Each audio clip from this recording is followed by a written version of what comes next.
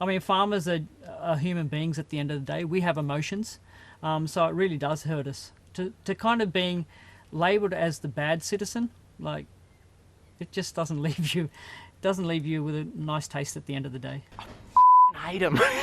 We were surrounded by cow paddocks, which was great, and we are now surrounded by black plastic, nets and berries and irrigation and spraying, and it's an issue.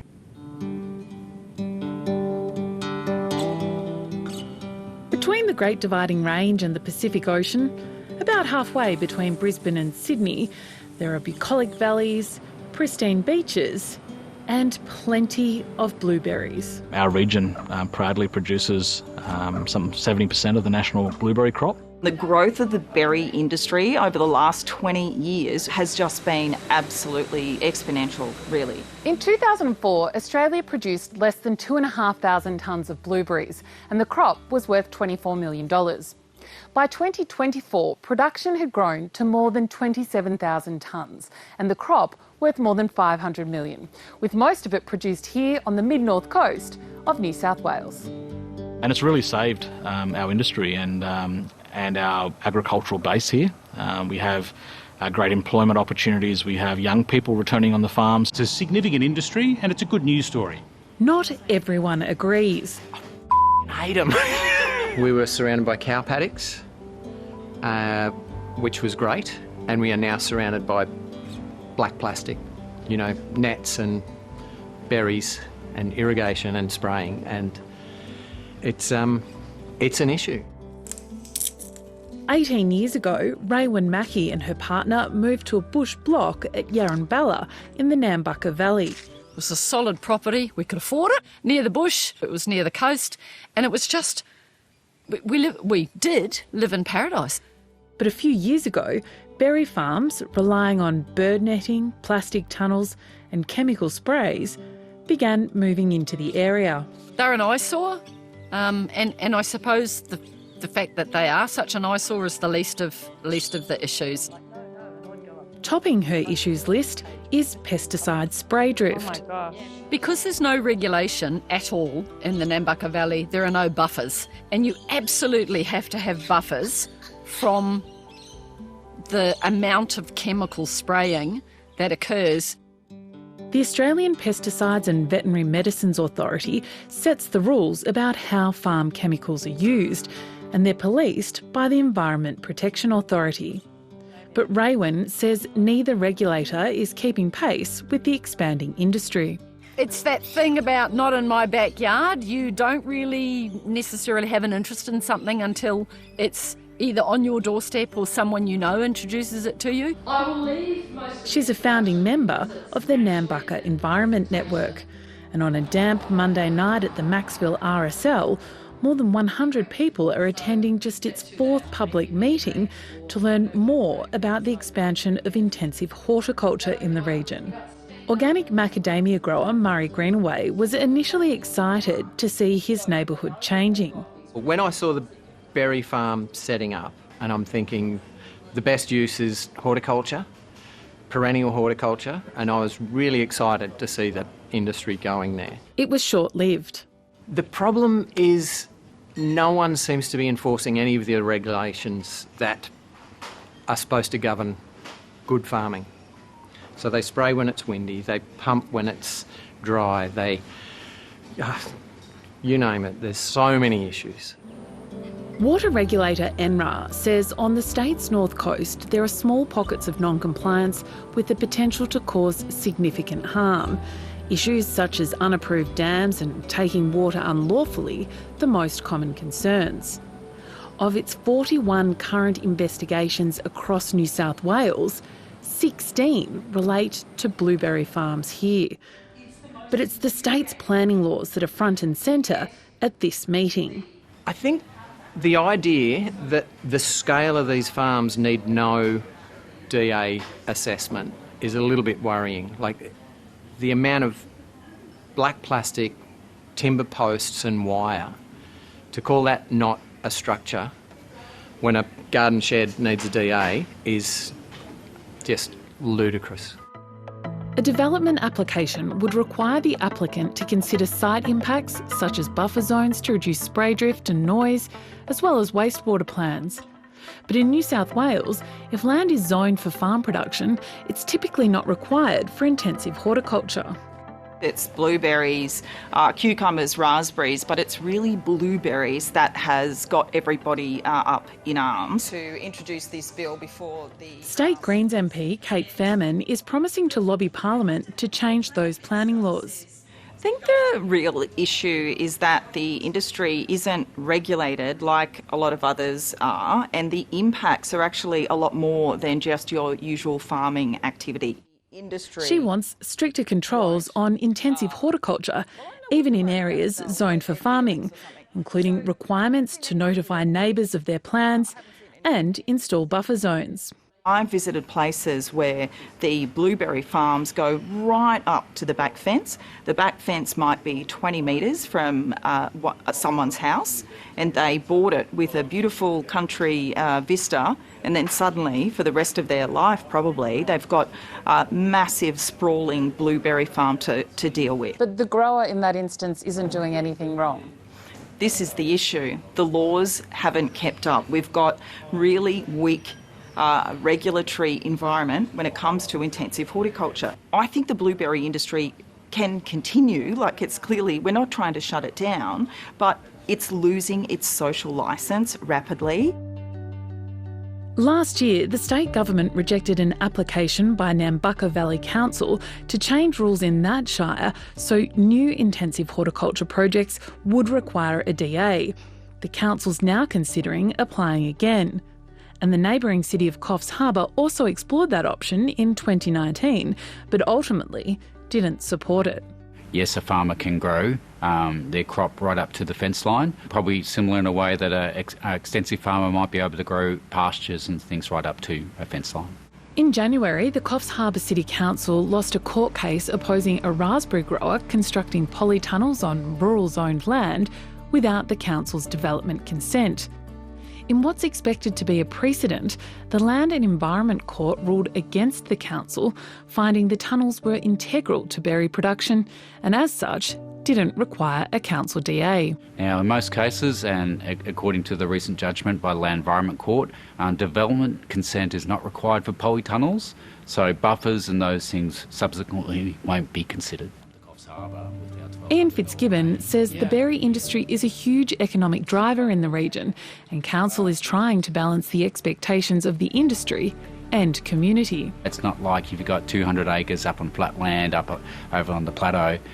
Here, through the nature of the topography of Coffs Harbour, it's rolling hills, close neighbours, and that does sometimes generate complaints. He says complaints range from alleged vegetation removal and water diversion through to netting and tunnel concerns. When we get those complaints, we have to investigate those. They can be, just depending on the nature of those, they might be sporadic or could be, one every couple of weeks or one a month. You do get growing pains, and often government doesn't keep up with its regulation, or often there's not best practice guides available. I understand some of those pressures, and I do feel for local government who are in this space. They have, often people complaining incessantly about, the farm next door. I think it's important to look at recent judgments. Coffs Harbour banana grower Paul Shoker says it shouldn't be up to councils to regulate intensive hort operations. Also, the other thing is we need the ability to produce food. We don't want farmers spending thousands of dollars on consultants to get a DA over the line. We need farmers to do what they do best, which is grow produce. As the horticulture rep for New South Wales farmers, Paul has been regularly called upon to help growers with land conflict and right to farm concerns. Sure, there are some teething issues, but we need to work on those issues directly, not increase the number of rules we have.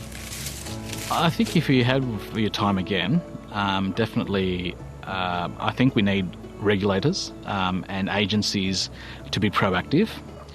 So one of the failures, I believe, with the benefit of hindsight, is that we had industry grow quite quickly. We had a lack of expertise on the ground, and we also had a lack of compliance officers on the ground.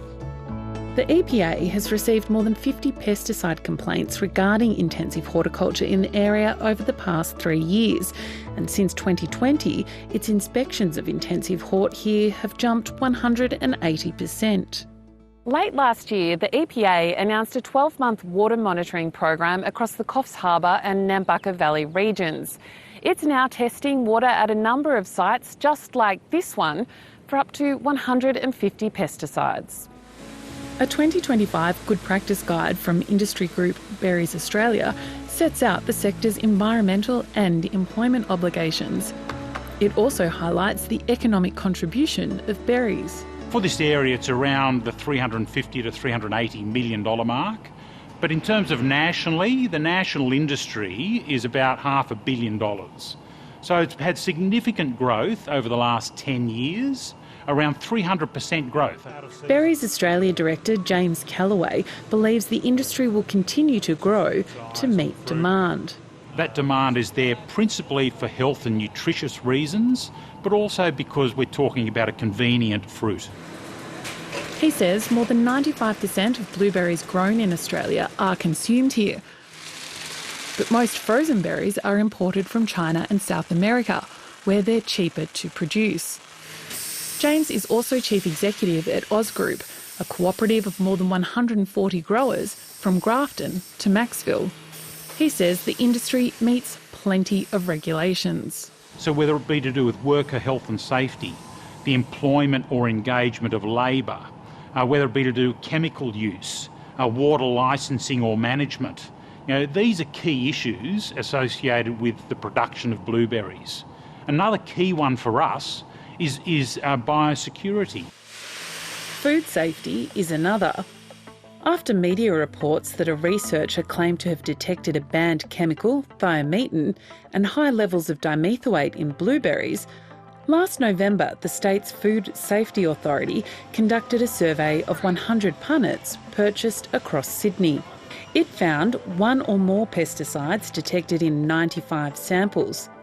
No pesticide in excess of the maximum residue limit set out in the Food Standards Code, and no thiometin was detected. James says the industry welcomes testing by regulators and retailers. So the industry tests product on a regular basis. So we test every batch of fruit that comes through this particular pack house, for example.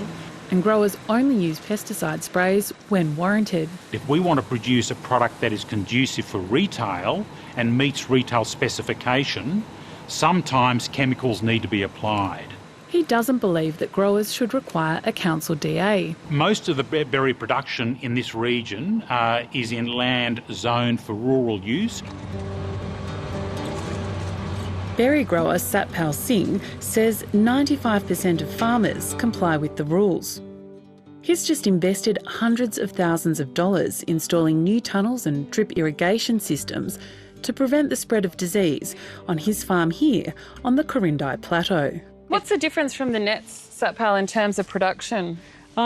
Look, I think we could really say we could probably produce 30 to 50% more fruit under tunnels and better quality fruit. So a lot of this fruit will be exported, which is a win-win situation for us and the Australian economy. Satpal featured on Landline in 2007 as one of the first banana growers in the region to switch fruits. Blueberries is a lot more finicky, where the fertiliser regime and all that systems have to be in place, and we're not used to that. His new berry bushes are now planted in pots rather than soil. It's actually cocoa peat. So if you look in the bag here, it's soilless growing.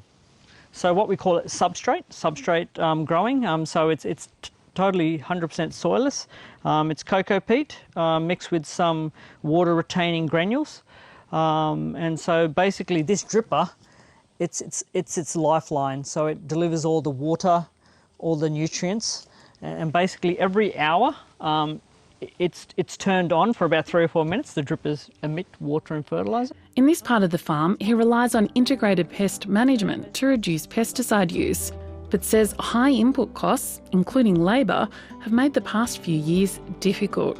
Yeah, I mean, everyone I think $2 or $3 for a packet of blueberries, and at that price, I mean, basically we're just making We're not even making ends meet at the end of the day. He's also frustrated by calls for his industry to face more rules. Let's weed out the growers that are the problem, not all growers. I hate when people say that this is an unregulated industry. It has so many regulations in it. Like, I've been in the industry from day one, basically, and we're just over-regulated in my books. He wants to see farmers and the community prosper, but it's clear this berry boom comes with growing pains. When you get tarnished with the same brush, the whole industry, it does hurt. You do. I mean, farmers are human beings at the end of the day. We have emotions, so it really does hurt us. To kind of being labelled as the bad citizen, like, it just doesn't leave you with a nice taste at the end of the day.